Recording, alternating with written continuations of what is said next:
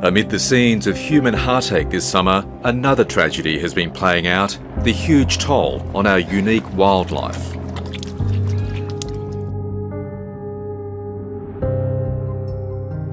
With repeated fires, it's likely that there will be long-term decreases in their populations to the point where even currently common species begin to come under real threat for their existence. And we can warm the milk.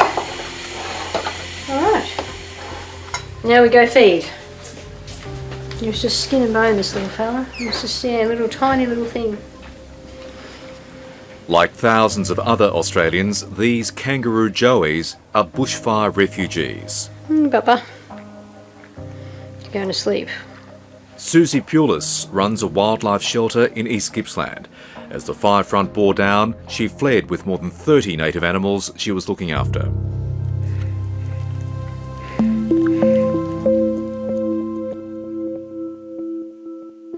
There's no sign of life, there's no sign of the dead animals. They're just burnt beyond, they've burnt to ash. If I hadn't evacuated the animals at the shelter, they could have definitely been under threat. So the toll on me is huge. Sorry, hold it a minute. Okay, hang on just a Susie's been caring for these 4 joeys in the lounge room of a friend's house at nearby Raymond Island. It's a disaster what has happened, but the community has come together and really wanting to help, and it's just awesome to see that. Yeah, so I just want to say a big thank you. Elsewhere on the island, Susie has enlisted a group of volunteers to collect food for 7 koalas that she's temporarily housed in a backyard.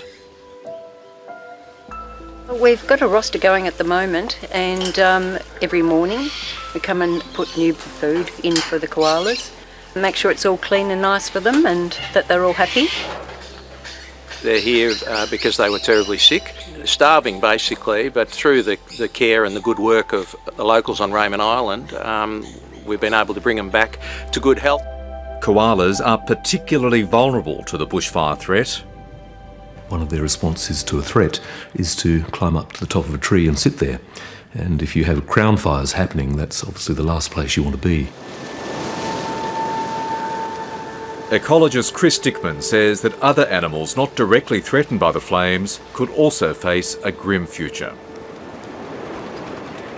They may be able to go underground, they might be able to go down into a deep burrow, cracks in the soil, or find even crevices in rocks if they're in rocky country. For them, the problem of the fires is going to be that when they re-emerge after the flames have passed, there'll be very little food, very little water, very little shelter. All their habitat would have gone. So these include species like the long-footed potteroo that occurs in Gippsland, East Gippsland. Professor Dickman sparked international headlines with his estimate that up to 1 billion native animals have been affected by these fires.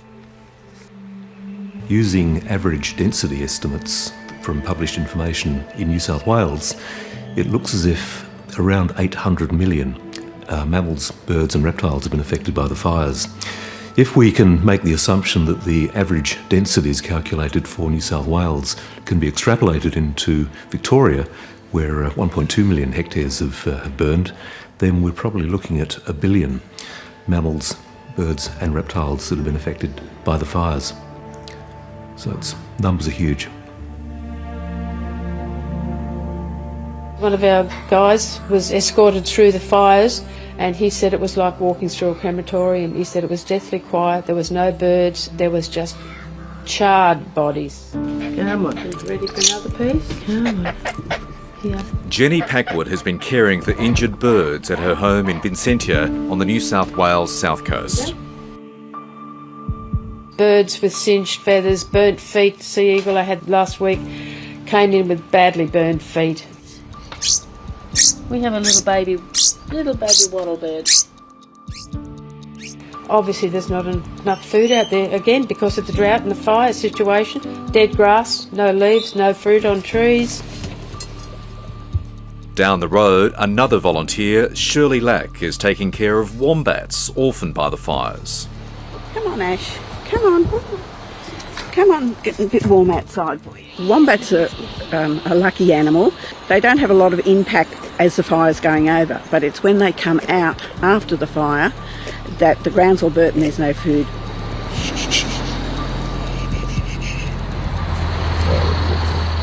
The mother goes onto the side of the road looking for food, and they're hit, and then the babies are left in the burrow at this stage, and nobody comes back to get them, and then after a couple of days, baby goes looking for mum. Sadly, a number of our native animals may now face an uncertain future. It'll never recover in my lifetime. Never. Be lucky to recover in my grandkids' lifetime. Sorry. I think it is quite possible that there will be some species that face imminent extinction as a consequence of these fires. And I guess we'll only be able to find out what the effects of the fires have been when we get the chance to get back in and look at whether there are survivors.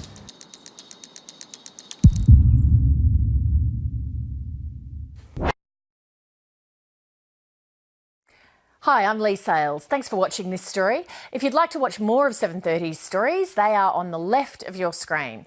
And tap on the button below to subscribe and get the latest from ABC News.